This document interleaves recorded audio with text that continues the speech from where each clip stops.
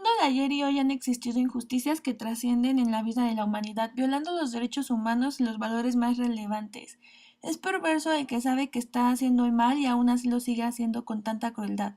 Analizando el texto que escribió Arendt, nos damos cuenta cómo describe el mal y algunos eventos horrorosos, los cuales describe como monstruosos en contraste con el significado de banalidad.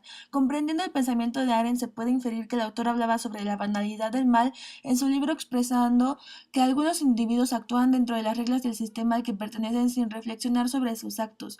No se preocupan por las consecuencias de sus actos, solo por el cumplimiento de las órdenes. La tortura, la ejecución de seres humanos o práctica de actos malvados no son considerados a partir de sus efectos, de su resultado final, con tal de que las órdenes para ejecutarlos provengan de estamentos superiores. Comprendiendo el pensamiento de Arendt, se puede inferir que la autora hablaba sobre la banalidad del mal, pero del mal de Eichmann. Arendt va desentrañando la personalidad del acusado, analiza su contexto social y político. Hannah Arendt hace un estudio acerca de la banalidad del mal a partir del juicio que se llevó a cabo en 1961 en contra de Adolf Eichmann. Arendt describe que esta persona fue primero localizada hacia finales de los 50 en Argentina. Luego se planeó su secuestro, deteniéndolo con violencia y sacándolo del país. En Israel algunas personas alegaron que fue incorrecto sacarlo así porque se violó soberanía de Argentina, país que de hecho presentó una reclamación. Lo correcto era haber pedido su extradición, sin embargo las autoridades se negaron a devolver a Eichmann. A la vez se violaron los derechos humanos de la persona al ser golpeado y a hacerlo firmar una declaración donde se aseguraba que él estaba de acuerdo a ser sacado de Argentina. Los magistrados debieron haber parado el juicio por estas fuertes irregularidades, pero lo siguieron pese a todo, cometiéndose de ahí en adelante una serie de irregularidades e injusticias durante todo el juicio.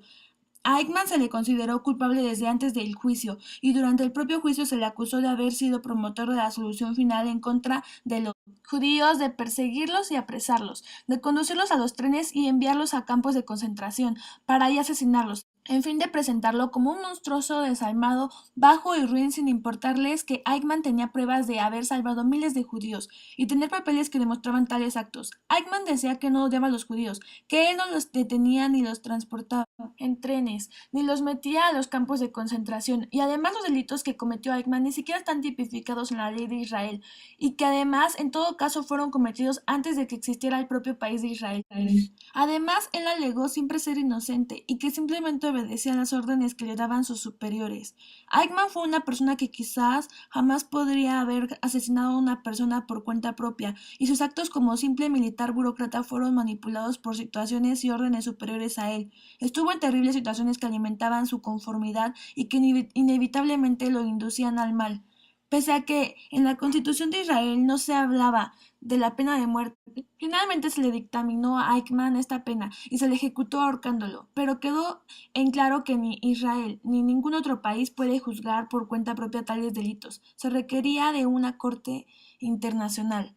La banalidad del mal de que habló Hannah Arendt aplicando el régimen alemán de Hitler resulta que ha sido aplicado a lo largo de la historia de la humanidad, como es el caso de la explotación y asesinato de indígenas en Latinoamérica por parte de los españoles, en que le arrebataron sus tierras, los usaban casi como esclavos, los asesinaban en caso de revueltas. Actualmente los indígenas siguen con serias dificultades para sobrevivir en esta sociedad. Son discriminados, encarcelados y se les viola sus derechos humanos. Se les ha despojado de sus tierras y las autoridades no hacen nada por ellos. Eichmann fue una persona que quizá jamás podría haber asesinado a una persona, cuyos terribles actos fueron manipulados por situaciones y órdenes superiores a él. Pero si desobedecía una orden, eso inmediatamente se convertía en un delito. Era una violación a la norma estatal, por el cual hasta lo abyecto es convertido en algo rutinario y desapasionado.